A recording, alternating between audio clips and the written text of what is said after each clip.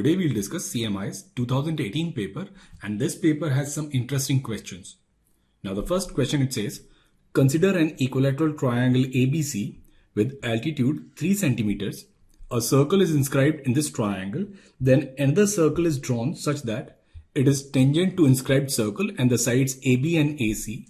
Infinitely many such circles are drawn, each tangent to the previous circle and the sides AB and AC.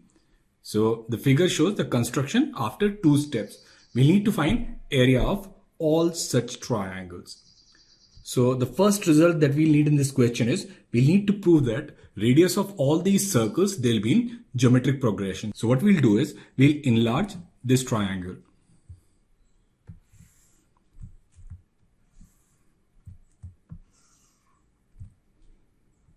Suppose this is your circle 1.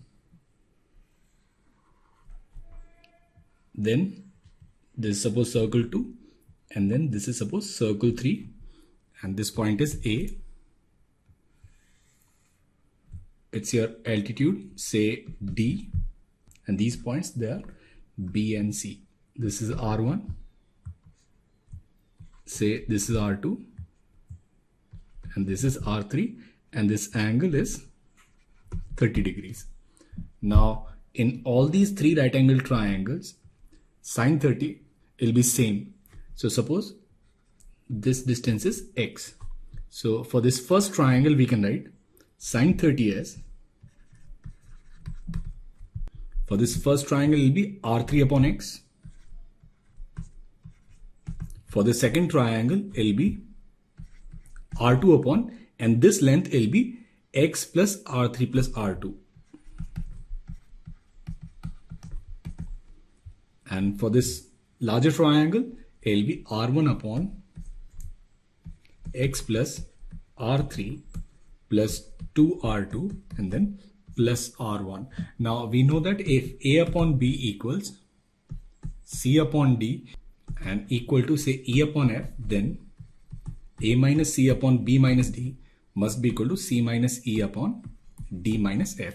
So we'll use the same property to eliminate this x. So we'll write R2 minus R3, and here it will be R2 plus R3, and here we'll write R1 minus R2, and here it will be R2 plus R1. Now we'll use componendo dividendo. Then we can write 2R2 upon 2R3, and it will be equal to 2R1 upon 2R2. So from here we'll say R2 square equals R1 into R3, that is R1, R2, R3, they are in GP. So radius of all these circles, they'll be in geometric progression. So what we need to do is, in this question, we need to find this R1 and this common ratio, which is say R.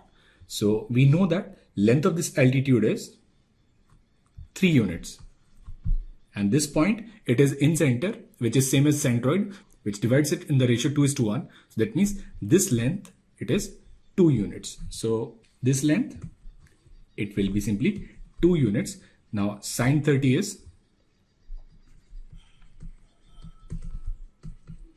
R1 upon 2 and sine 30 is 1 by 2. So from here we'll say value of R1 is simply 1. Now for this second triangle, we can write sine 30, which is 1 by 2, and it will be equal to R2 upon 2 minus R1 plus R2. So we can write this as 2 minus R1 minus R2 is equal to 2R2. So we can write 3R2, and this is 2 minus R1. R1 is 1. So R2 is 1 by 3. So all these circles, their radius, they'll be in GP, and the GP is 1, 1 by 3, 1 by 3 square, and it goes up to infinite. We'll need to find sum of areas of all the circles. So sum of areas of all the circles will be pi r square. So it'll be 1 plus 1 by 3 square, 1 by 3 to the power 4 up to infinite. So this sum will be pi a upon 1 minus r. So it'll be 9 pi by 8 centimeter square. So that is the answer to this question. Now question number 2 says, Consider the following function defined for all real number x, fx equals 2018 upon 10 plus e to the power x. Now it says how many integers are there in the range of f. So we'll need to find range of f. So we know that exponential function is always greater than 0 and less than infinite. Now we'll add 10 to it. So it'll be 10 is less than 10 plus e to the power x is less than infinite. Now we'll take reciprocal, then we can write 1 upon infinite, which is 0, is less than 1 upon 10 plus e to the power x, and it is less than 1 by 10. Now we'll multiply it with 2018. So we'll get 0 is less than 2018 upon 10 plus e to the power x, and it is less than 2018 divided by 10. So we can write this function fx will lie between 0 and 201.8. Now this function, it is a continuous function. So it will take all the values between 0 to 2001. So number of integers in this range. So number of integers in this range simply will be 201. And that is the answer to this question. Now question number 3, it says list every solution of the following equation. Now we are given that cube root of x plus 4 minus cube root of x is equal to 1. So what we'll do is we'll let x as t cube. So we can write cube root of t cube plus 4, and then we'll take this cube root of x on the right hand side. We'll write 1 plus t. Now we'll cube both sides. We'll write t cube plus 4, and this is 1 plus t cube plus 3t square plus 3t. Now t cube, it will cancel. So we can write 3t square plus 3t minus 4 plus 1 equals to 0. So we'll get this equation as t square plus t minus 1 equals to 0. Now we'll simplify this. We'll get t as minus 1 plus minus under root of b square minus 4ac upon 2a. So it'll be minus 1 plus minus under root 5 upon 2. Now x is t cube, so we'll need to find x. So x simply will be t cube, which is minus 1 plus minus under root 5 by 2 whole cube, and we need not simplify this answer. Now question number 4 is we'll need to solve this integral, which is integral from 0 to pi by 2 dx upon under root sin x plus under root cos x to the power 4. So let this be I. Now we'll take under root cos x common, then we can write this as 0 to pi by 2, and then it'll be under root cos x to the power 4, which will be cos square x. So 1 upon cos square x will be secant square x. So it'll be secant square x dx upon, and here it will be under root of 10x plus 1 to the power 4. Now it's a simple substitution question. So what we'll do is we'll let under root 10x plus 1 as t. Now we'll differentiate, we'll get 1 upon 2 under root of 10x and secant square x dx as dt. So from here we'll write secant square x dx is 2. Now under root 10x is t minus 1. So it'll be 2t minus 1 into dt. Now we can write this integral as 2t minus 1 dt upon, and here it will be t to the power 4. Now when x is 0, t is 1, and when x is pi by 2, t is infinite. So this integral will be from 1 to infinite. So we can write this integral as from 1 to infinite 2 upon t cube and minus 2 upon t to the power 4 dt. Now we'll integrate. We can write this as 2, and it'll be t to the power minus 2 upon minus 2 from 1 to infinite, and here it will be 2 t to the power minus 3 upon minus 3 from 1 to infinite. So we'll put the limit. So when t is infinite, 1 upon t is 0. Then it will simply be 1, and then minus t is infinite, it will be 0. Then it will be 2 by 3. So answer to this question is simply 1 by 3.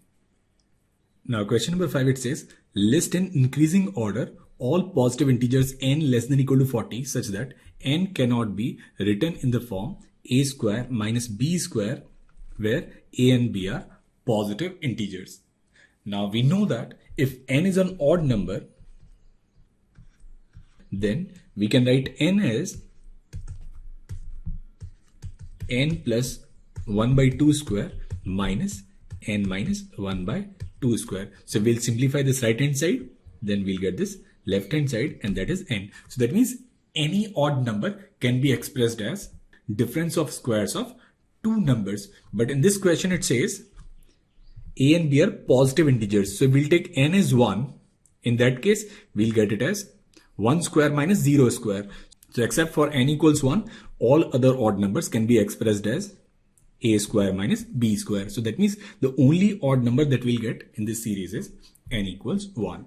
Now if n is not odd, then n will be even. Now there are two kinds of even. One which are of the form n equals 4k, and then the numbers which are of the form n equals 4k plus 2 when n is greater than 4. Now we know that if n is equal to 4k, then we can write n as n by 4 plus 1 square minus n by 4 minus 1 square. Now here everything will cancel out, and then we'll get this n. That means any number which is of the form 4k, it can also be expressed as difference of two squares. So that means the numbers which cannot be written in the form a square minus b square will have to be of the form n equals 4k plus 2. Now in this question, it cannot be an odd number except for n equals to 1, and then it has to be some even numbers which are of the form 4k plus 2, but it is when n is greater than 4. Now it cannot be true for 3, so the only point that we need to check is at n equals 2. Now we cannot express 2 as a plus b into a minus b, because parity of a plus b and a minus b will be same. Either both of them they'll be odd, or both of them they'll be even. So both of them, if they are even, then it cannot be 2, and if both of them they're odd, then this number again cannot be 2. So that means 2 cannot be expressed in the form of a square minus b square. So all the numbers which cannot be expressed in the form of a square minus b squares are starting with 1 and then 2, and then all the numbers which are of the form 4k plus 2, that is 6, 10, and so on and so forth. That is the answer to this question. Now question number 6 is a complex equation, and it is z to the power 2018 is 2018 to the power 2018 plus iota. So what we'll do is we'll express this number in polar form. So we'll write its r will be under root of 2018 to the power 2018 whole square, and then plus 1, and then we can write its theta, and it'll be tan inverse 1 upon 2018 to the power 2018, and this is very small number, nearly equal to 0. So it is some positive number that is nearly 0. So now we can express this equation as z to the power 2018, and this is equal to r into e to the power iota. Now since we need 2018 roots, we can write this as 2k pi plus theta, and then z will be r to the power 1 upon 2018 e to the power iota 2k pi plus theta upon 2018, where the value of k, it starts from 1 and it goes all the way up to 2017. Now the first question is, how many complex solution does this equation have? So any equation of degree n will have n complex roots. So that means this equation will have 2018 roots. Now out of these 2018 solutions, how many solutions will lie in first quadrant? So any solution will lie in first quadrant if its angle lies between 0 and pi by 2. So from here we can write 0 is less than 2k pi plus theta upon 2018, and it should be less than pi by 2. Now this theta is very small but a positive number, so we can write this as 0 is less than equal to 2k pi upon 2018, and it is less than pi by 2. So we can write 0 is less than k is less than 2018 divided by 4. So it will be 0 and then k, and it will be 504 0.5. So k can take all the values starting from 0 to 504. So that means number of solutions that lie in first quadrant will be 505. So there will be 505 solutions in first quadrant. Now it says how many solutions lie in second quadrant. Now for second quadrant, this value, it must lie between pi by 2 and pi. So we can write pi by 2 and it is 2k pi. So we'll approximate it upon 2018 and it is less than pi. So again we'll write 2018 divided by 4 is less than k is less than 2018 divided by 2. So it'll be 504.5 and then k and it'll be 1009. So number of integral values of k which lies in this interval is 504. So this equation will have 504 solutions in second quadrant. Now question number 7, it says let x cube plus ax square plus bx plus 8 equals to 0 be a cubic equation with integral coefficients. Suppose both r and minus r are roots of this equation where r is greater than 0 is a real number, then list all possible pairs of values a and b. Now suppose roots are r, minus r and s. Now we'll write s1, that is sum of all the roots, then it'll be r minus r, it'll cancel, so it'll simply be s and it'll be equal to minus a. Now we'll write s2, it'll be rs minus rs, so it'll cancel and then we'll get minus r square and this is equal to b. And the same way we can write s3 and which is product of all the roots, so it'll be minus r square s and this value will be equal to minus 8. So from here we can say r square s equals 8. So we have 3 equations. Now b is minus of some perfect square. So from here we can say this b is actually less than 0. Now r square into s is equal to 8. So it means this s, it is greater than 0. And if s is greater than 0, a is minus s. It clearly means that a is also less than 0. So from here we'll get this condition as a should be negative and b should be negative. Now if we'll put the value of s and r in this third equation, we can write s into r square. S into r square is simply a into b. So product of a, b, it should be equals to 8. So now we need to find the values of a and b such that their product should be 8 and they are integer numbers. So we can express 8 as 1 into 8 and 2 into 4. So the possible solutions are either a is minus 1, b is minus 8, a is minus 2, b is minus 4, a is minus 4, b is minus 2, or a is minus 8 and b is minus 1. So we have these possible pairs of a and b. Now question number 8, it is very interesting question. It says how many non-congruent triangles are there with integral lengths a less than equal to b is less than equal to c such that a plus b plus c is equal to 20. Now since a, b, c, they are sides of a triangle, they cannot be negative. So what we'll do is we let a as say 1 plus x1 where x1 is greater than or equal to 0. So we have substituted a with 1 plus x1. That is the minimum value of a can be 1. Now b is greater than a. So we can write this b as b equals a plus x2. So that means this b will be at least as large as a. So we can write this as 1 plus x1 plus x2 where again x2 is greater than equal to 0. And in the same way, this c is greater than b. So we can write c as say b plus x3. So which simply means we can write this as 1 plus x1 plus x2 plus x3 where x3 is also greater than 0.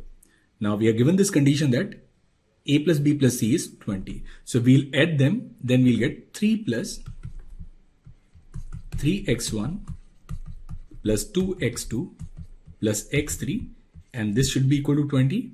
So we can write this equation as 3x1 plus 2x2 plus x3 and it should be 17 where each of x1, x2 and x3 they are integers greater than or equal to 0. So this is the condition that we have when a plus b plus c is 20 and a is less than equal to b, is less than equal to C.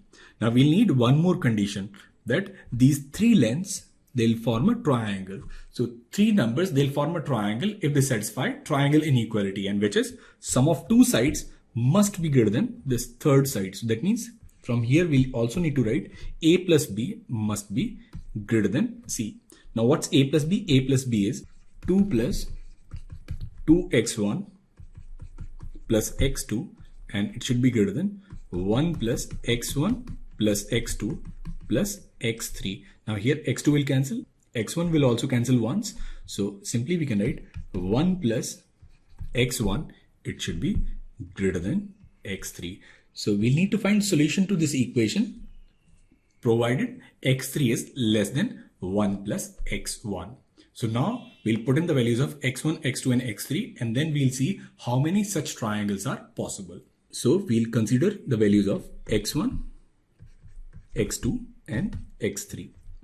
Now we'll take x1 as 0. Then in that case, we'll get this equation as 2x2 plus x3 is equal to 17. Now we also know that x3 is less than 1 plus x1. So that means x3 is less than 1. So the only value possible for x3 is 0. Now x3 has to be an odd number to get an integral solution. So that means for x1 equals to 0, we won't get any solution. Now when x1 is equal to 1, we can write 2x2 plus x3, and this is 17 minus 3. 17 minus 3 is simply 14, where x3 is less than 2. Now in this case, 2x2 plus x3 is 14. So that means x3 can take only even values. So the only even value possible in this case is x3 equals 0. So that means we have one triangle in which x1 is 1, x3 is 0, and if we'll put x3 as 0, we'll get x2 as 7. Now we'll take x1 as 2. So we'll take x1 as 2, we'll write 2x2 plus x3, and it'll be 11. And here x3, it is less than 3. Now again x3, it has to be an odd number. So the only odd number possible in this case is x3 equals to 1. So that's our second triangle possible. Now we'll take x1 as 3. Then it will be 2x2 plus x3 equals to 8, where x3 is less than 4. Now here x3 has to be an even number. So we have two values of x3 possible. Either x3 is 0 or x3 is 2. So it will give us two more triangles. Now we'll take x1 as 4. Then we can write 2x2 plus x3 is equal to 5. Now where x3, it should be less than 5. Now x3 take odd values. So value of x3 can be either 1 or value of x3 can be 3. So we have two more triangles. And then finally we'll have x1 equals 5. So we'll get 2x2 plus x3, and this is equal to 2, where x3 is less than 6. Now in this case, x3, it has to be an even number. Since this value is 2, so x3 can take only two values, and which is either the value of x3 is 0 or the value of x3 is 2. So we'll need to count number of triangles possible. So we have one triangle here, and then we have one triangle here. We have two triangles here, two more, and then finally we'll have two more triangles. So it'll be 6 and 2, 8. So number of such triangles possible is simply 8, and that is the answer to this question. Now question number 9 is, consider a sequence of polynomials with real coefficients defined by p naught x equals x square plus 1 into x square plus 2 up to x square plus 1009. So we'll find degree of p naught. So degree of p naught x will simply be x to the power 2018. Now if we'll consider, say, P1x, so P1x will be P naught x plus 1 minus P naught x. Now P naught x plus 1 minus P naught x will be a polynomial of degree 1 less than degree of P naught. So its degree will be 2017. So in the same way we can say this Pnx, it will be a polynomial whose degree is 2018 minus n. Now consider an equation which is Pnx minus Pn1 equals to 0. Now degree of this equation will again be 2018 minus n. Now in the question it says P1 equals P2 equals P5000. So that means this equation will have at least 5000 real roots. Now degree of this polynomial is 2018 minus n, which is obviously less than 2018. And this equation has more than 2018 roots. So it can only be possible when this Pnx is a constant function. So if it is constant function, then degree of Pnx must be 0. So that means the value of n should be 2018. So answer to this question is the least value of n is simply 2018. Now question number 10, it says, recall that sine inverse t, which is arc sine t, is a function with domain -1 to +1 and range -π/2 to +π/2. Now it says consider the function fx, which is sine inverse of sine x, and then we'll need to find whether these three statements they are true or false. So what we'll do is in this question we'll draw the graph of sine inverse of sine x. So we have already discussed the graph of sine inverse of sine x in one of the previous videos when we were discussing graphs. So I'll put the link to that video in the description below. So we'll draw the axis.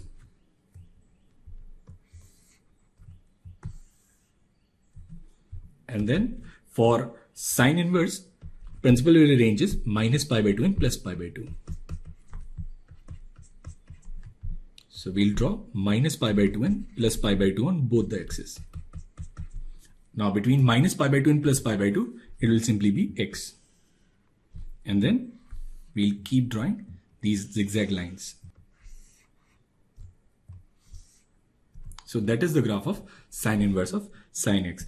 Now the first question is, the function fx is well defined for all real numbers x. The domain of this function is simply x belongs to R. So that means this function is well defined for all real numbers x, so which is true. Now the second is, the function fx is continuous wherever it is defined. So this function, it is continuous for all x belongs to R. So this is also true. Function fx is differentiable wherever it is continuous. So at these points, we know that we have two different tangents. So that means this function, it is continuous for x belongs to R, but it is not differentiable odd multiples of π/2. So that means third statement is simply false. So answer to this question is true, true, and false. Now we'll come to part B questions, and it says a natural number k is called stable if there exist k distinct natural numbers a1, a2, ak, each ai greater than 1 such that 1 upon a1 plus 1 upon a2 plus 1 upon ak is equal to 1. So it says that show that if k is stable, then k plus 1 is also stable. Using this or otherwise, find all the stable numbers. Now we know that it cannot be true for k equals 1. So we cannot write 1 upon a1 equals to 1 when a1 is unequal to 1. So that means k equals to 1 is not stable. What about k equals 2? So we'll take k equals 2, we'll get 1 upon a1 plus 1 upon a2, and this value, it should be equal to 1. Now this again is possible only when we have both the numbers same, but then it says it is stable if there exist distinct natural numbers. So that means k equals to 2 is not stable as well. So we'll start with k equals 3. Now we know that we can write 1 as 1 by 2 plus 1 by 3 plus 1 by 6. So that is, it is possible to express 1 as sum of 1 upon a1 plus 1 upon a2 plus 1 upon a3, where each of a1, a2 and a3, they are distinct and they are greater than 1. So now we'll solve this question using induction. We'll solve it for k greater than or equal to 3. Now this is our first case.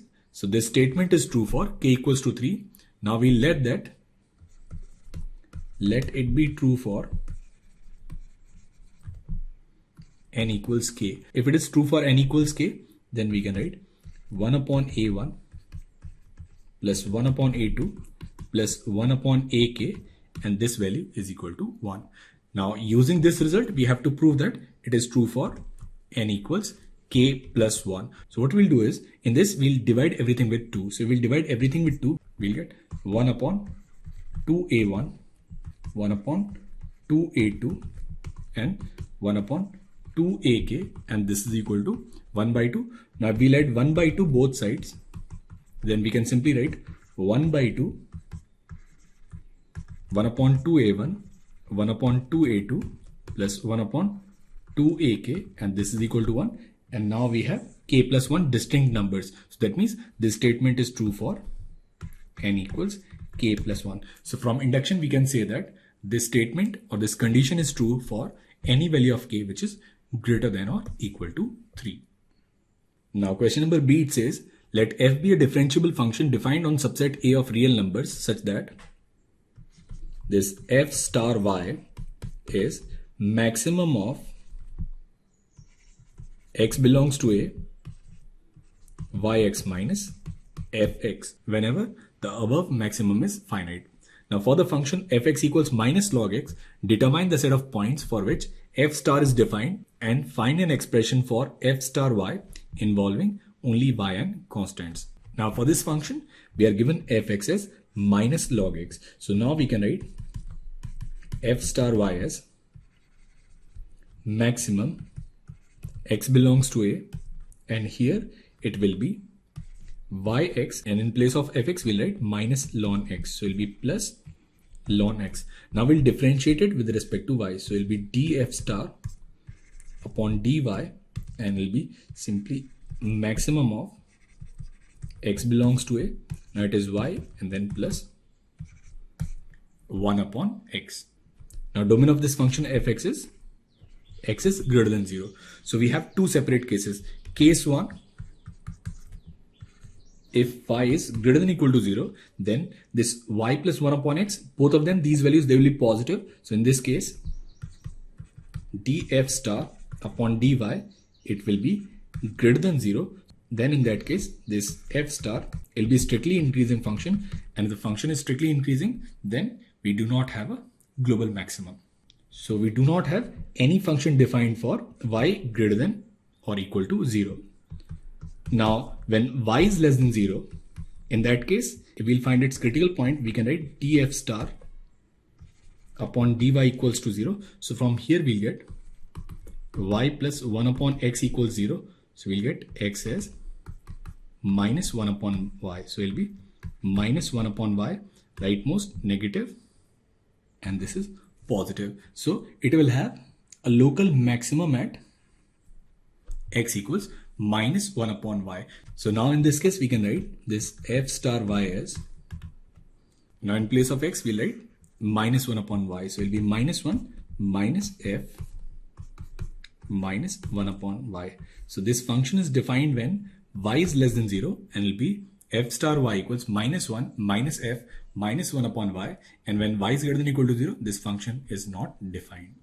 Now question number 2, part A is, find all real solutions of this equation x square minus 2x to the power x square plus x minus 6 is equal to 1.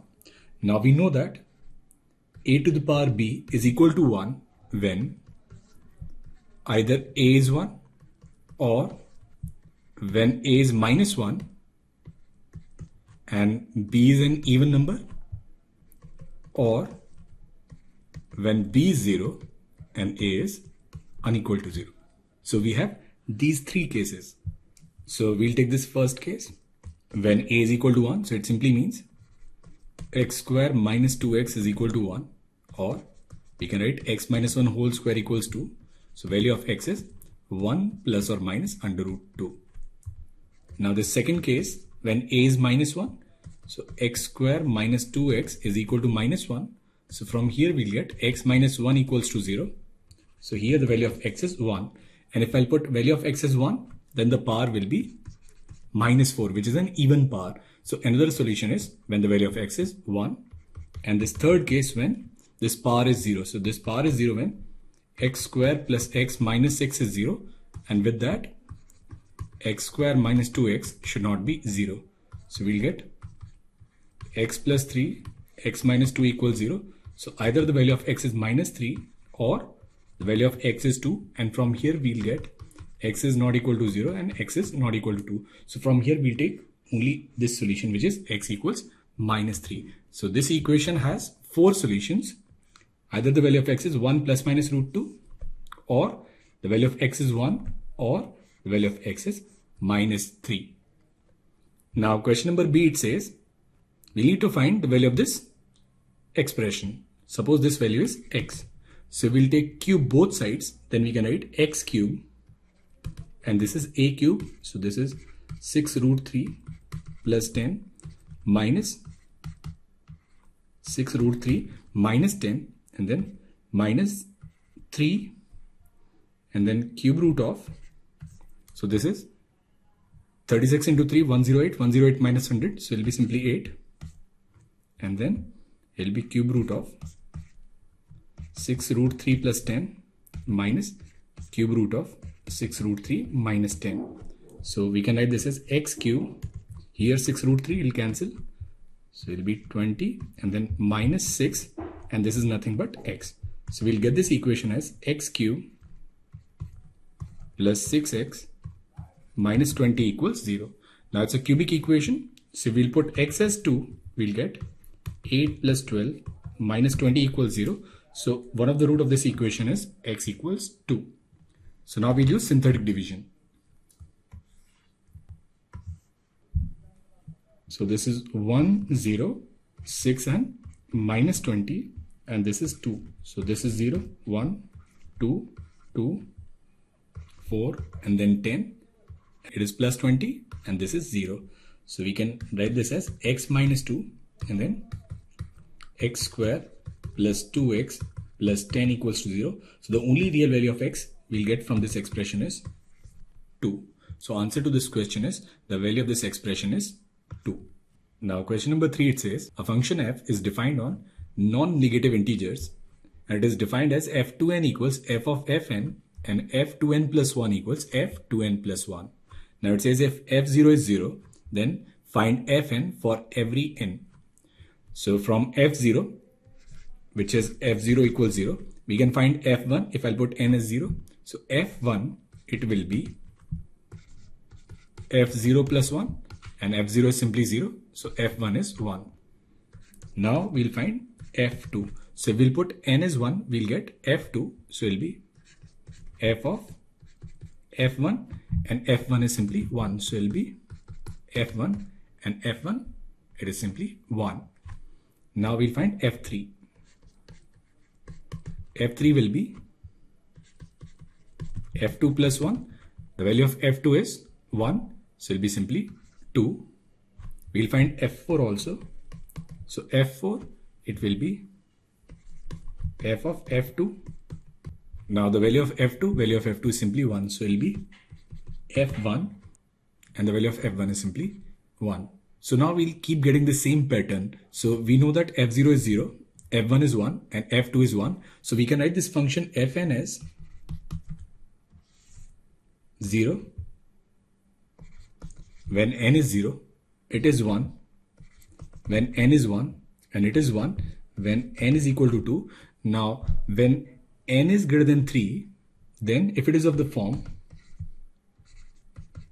2k plus 1, where k is greater than or equal to 1, then in that case its value will always be 2. And if n is of the form 2k, when k is greater than 1, its value will be 1. So this is how we can define this function fn. Now part B, it says show that f0 cannot be 1. So we'll prove this by contradiction. So we'll let f0 is equal to 1. So if I'll put n as 0, then we can write f0 is equal to f of f0, and value of f0 is 1. So from here we'll say the value of f0 is equal to f1, and the value of f0 is simply 1. So from here we'll get this condition as the value of f1 is equal to 1. Now we'll also find the value of f1 from this second equation. So we'll put n as 0 here, we'll write f1, and this is f0 plus 1. Now f0 is 1, so from here we'll get f1 as 2. So f1 cannot be 1 and 2 simultaneously. So that means our supposition is wrong. So it implies that this f0, it cannot be 1. Now we'll come to its third part. It says, for what non-negative integers k, if any, can f0 be equal to 2 to the power k? So let f0 equals 2 to the power k. Now we can write f1 as f0 plus 1. So it will be 2 to the power of k plus 1.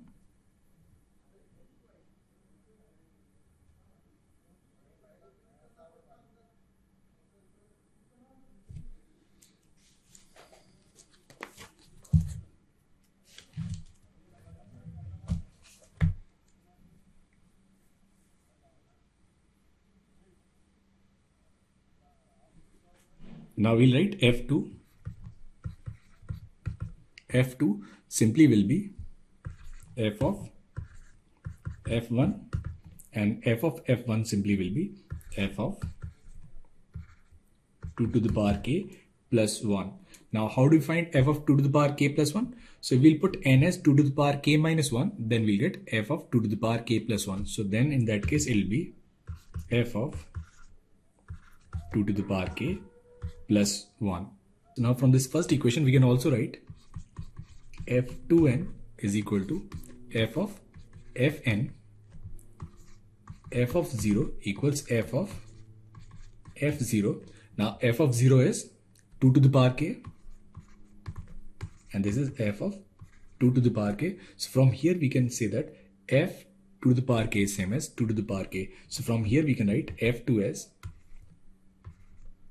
2 to the power of k plus 1. So we'll continue like that. Then we can simply say then f 2 to the power n will simply be 2 to the power of n plus 1. But we have already established that f 2 to the power n is 2 to the power n and not 2 to the power n plus 1. So we get a contradiction here. So again from this case we can say that f0 can never be 2 to the power k. So again, there is no non-negative integral value of k for which f0 is equal to 2 to the power of k. Now in question number 4 it says, let ABC be an equilateral triangle with side lengths of 2, points A dash, B dash and C dash are chosen such that A dash B is k. Likewise, B dash and C dash are chosen on sides C and AB with CB dash and AC dash equals k. Line segments are drawn from points A dash, B dash and C dash to their corresponding opposite vertices. The intersection of these line segments form a triangle PQR. We need to show that this PQR is an equilateral triangle whose side length is 4 1 minus k upon k square minus 2k plus 4. Now it says A dash B is k. So this is A dash B, it is k. Then A dash C is 2 minus k. In the same way, C dash B is k and AB dash is 2 minus k, AC dash is k and BC dash is 2 minus k. Now from this figure we can say that these three triangles A dash B, that is this triangle, it is congruent to this triangle which is B dash C, and it is congruent to this triangle which is C dash A. So if these three triangles are congruent, it simply means these angles they are equal. And if these angles are equal and length of these sides is k, so then from here we can also say that the triangle APC dash is congruent to triangle BQA dash is congruent to triangle CRB dash. So these three triangles, they are congruent. If they are congruent, that simply means these three lengths they are same, and also these three lengths they'll be same. Now since triangles A dash B, B dash C and C dash A, they are congruent, from here we can say that A dash is equal to B dash is equal to C dash, and from this second result we can say that this AP is equal to BQ is equal to CR, and PC dash is same as QA dash is equal to B dash R. So if we'll subtract AP and QA from AA dash, we'll get PQ. So from here we can say this PQ is same as QR is same as RP. So that means this triangle PQR, it is an equilateral triangle. Now we need to find length of side of this equilateral triangle. So what we'll do is we'll drop a perpendicular from A to BC. Now suppose this point is O. Now we can write this AA dash as, so AA dash square is equal to AO square plus OA dash square. Now this is AA dash square. Now AO square. AO is altitude of this equilateral triangle. This angle, it is 60 and side length is 2. So 2 sine 60 is root 3. So it will be simply root 3 square and plus OA dash. Now this is midpoint. So this length is 2. So this is 1 minus k. So it will be simply 1 minus k square. So from here we can say AA dash will be simply under root of k square minus 2k plus 4. So that is the length of this AA dash. Now if we look at this triangle ABA dash and triangle BQA dash. So we can prove that these two triangles, they are similar. So in this triangle we know that this angle alpha is equal to this angle alpha. So this is angle alpha. Now this angle, it is 30 minus alpha. So this angle will be 90 minus 30 minus alpha. So it will be 60 plus alpha. Now this exterior angle is equal to angle Q plus angle alpha. So this angle will be 60. So this angle BQA dash and this angle B, they are both 60. So from A property we can say that these two triangles ABA dash and BQA dash, they are similar. Now if these two triangles are similar, then we can simply write AB upon BQ is same as BA dash upon QA dash, and this is equal to AA dash upon BA dash. Now AB is 2 and we need to find BQ. BA dash is simply K upon QA dash. A dash we have worked out, so it is under root of K square minus 2K plus 4, and BA dash is simply K. So from here we can say value of BQ is 2K upon under root of K square minus 2K plus 4, and value of QA dash is K square upon under root of K square minus 2K plus 4. So now we can write this AA dash as AP plus PQ plus QA dash. So AA dash is simply under root of K square minus 2K plus 4, and this is equal to AP. Now this AP, it is same as BQ because we have already proved that these three triangles, they are congruent.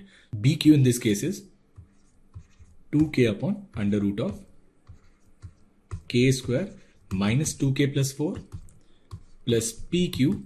Now QA dash is simply K square upon under root of K square minus 2K plus 4. So we'll take everything on the left hand side. We can simply write this PQ as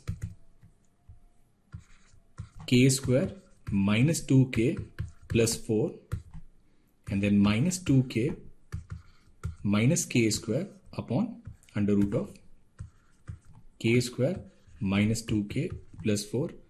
So which is K square will cancel. So we'll get this is 4 minus 4K, which is 4 1 minus K upon under root of K square minus 2K plus 4. So we have proved that it is an equilateral triangle and its side length is 4 into 1 minus K upon under root of K square minus 2K plus 4. Now question number 5, it's an interesting permutation combination problem. It says an alien script has n letters b1, b2 up to bn. Now for some k less than n by 2, assume that all words formed are meaningful. These words are called k words. A k word is considered sacred if no letter appears twice, and if a letter bi appears in the word, then the letters bi minus 1 and bi plus 1 do not appear. Now here it also says bn plus 1 is equal to b1 and b0 equals bn. So that means we have arranged these n letters in some sort of a circle. So we have these n letters which are arranged somehow in a circle: b1, b2, b3, and then we have bn. Now what is the total number of sacred k words that can be formed? And we'll need to use this formula to find the answer for n equals 10 and k equals 4. So a word is called sacred if no letter appears twice. So that means we have to select k letters such that each letter is selected only once, with the condition that if a letter bi is selected, then bi minus 1 and bi plus 1, they are not selected. So basically it is a problem of non-consecutive selection on a circle. Now since all these letters, they are arranged on a circle, we know that on a circle, all the arrangements are relative to some particular specific position. So what we'll do is we'll first mark any one element that we are going to choose. So from these n elements, we'll select one element, and it can be done in NC1 ways. So first we'll choose any one number. Suppose we choose B3. Now we have to choose remaining k minus 1 numbers from n minus 1 numbers such that in between any two selections, there is at least one letter. So suppose after B3, we select some other number and then some other number and then some other number. Now say in between first and second selection, we have x1 letters. In between second and third, we have suppose x2, and in the same way, and in between the last pair, we have this selection which is xk. So that means we can write this in terms of linear equation, which is x1 plus x2 plus xk, and it should be equal to, now what is the remaining number of elements? Remaining number of elements is simply n minus k. So from these n letters, we have selected k letters. So all these remaining letters, they have to be distributed in such a way that x1 plus x2 plus xk should be equal to n minus k, where each of this xi should be greater than or equal to 1. Because in between any two selection, there has to be at least one letter. We know that number of positive integral solution to this equation is given by nc1, and it is n minus 1, which in this case is n minus k minus 1, c r minus 1. R is k, so it will be nc1 into n minus k minus 1, c k minus 1. Now we can arrange these k numbers in factorial k minus 1 ways. So the total number of sacred k words that can be formed is given by this formula, which is nc1 n minus k minus 1 ck minus 1 into factorial k minus 1. Now we can put in the value of n as 10 and value of k as 4, and then we can find the answer to this question. Now question number 6, it is sort of a puzzle. It says imagine a unit square in the plane to be a carom board. So it is a unit square, so this length is 1 and this length is also 1. Assume the striker is just a point moving with no friction, and that when it hits an edge, the angle of reflection is equal to angle of incidence as in real life. If the striker ever hits a corner, it falls into the pocket and disappears. The trajectory of the striker is completely determined by its starting point xy. So suppose we have any striker, then trajectory is determined by this point, which is x comma y, and also its initial velocity, which is pq. The p in horizontal direction and say q is in vertical direction. If the striker eventually returns to its initial state, we define its bounce number to be number of edges it hits before returning it to the initial state for the first time. So suppose, for example, there is a striker which is at 0.5, 0.5, that is center of this board, and has a velocity 1, 0, that is it is headed in the x direction. So first it will hit this edge and then it will rebound, and again it will hit this edge and then it will come to the same position with same velocity. So in that case, this bounce number, it will be 2. In the same way, it says for initial state 0.25 and 0.75, it has bounce number of 4. So this is how this particle is going to bounce back. Now the first question is, if the striker has initial state of 0.5, 0.5 and velocity of pq, so if p is greater than q, what is its velocity after it hits an edge for the first time? And if q is greater than p, what is its velocity? So we'll consider this carom board.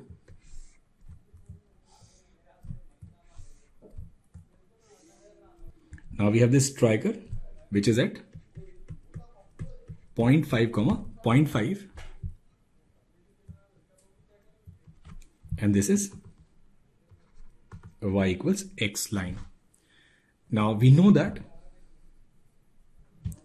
if a striker hits horizontal edge, then after reflection, its velocity, which is pq, will change to minus p and q. So only the horizontal component of the velocity will change, vertical component will not change. And if the striker hits the vertical column, in that case, only the vertical component is going to change, horizontal component won't change. So in that case, it will change from pq to p comma minus q. Now first question is, if p is greater than q.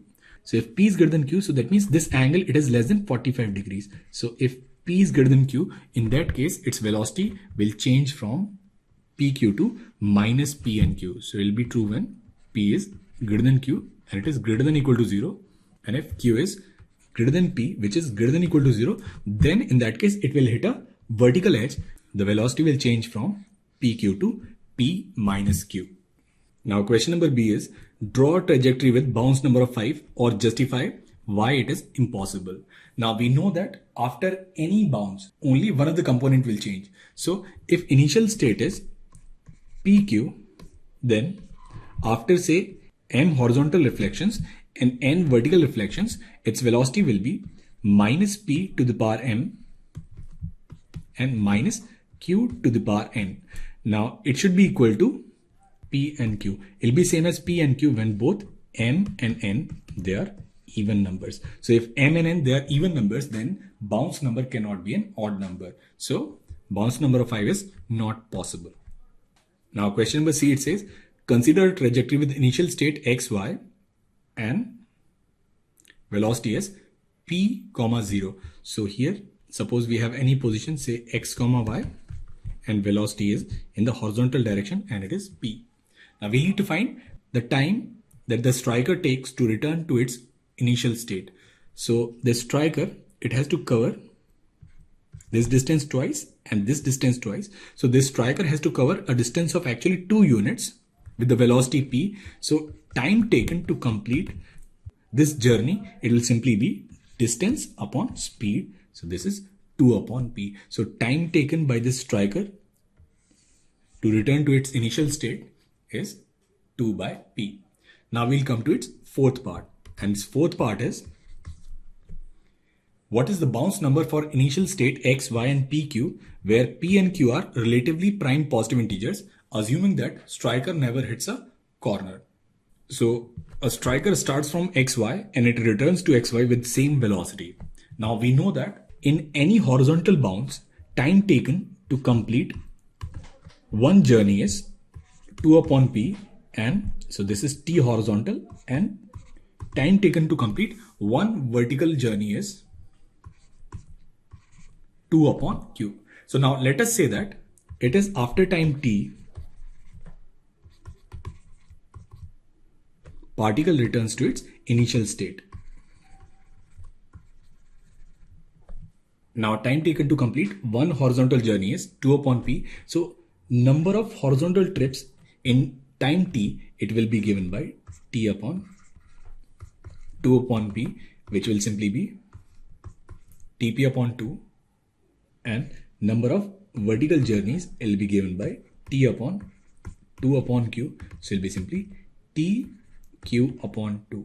Now p and q, they are relatively prime, so that means this 2, it must divide t. So this t, it should be some multiple of 2. So the minimum value of t in this case will be simply 2 minutes. So it is when the time is 2 minutes, this striker, it will return to its initial position, giving nh and nv as integral numbers. So if the time is 2, now we can find bounce number. Now we need to find bounce number for the striker.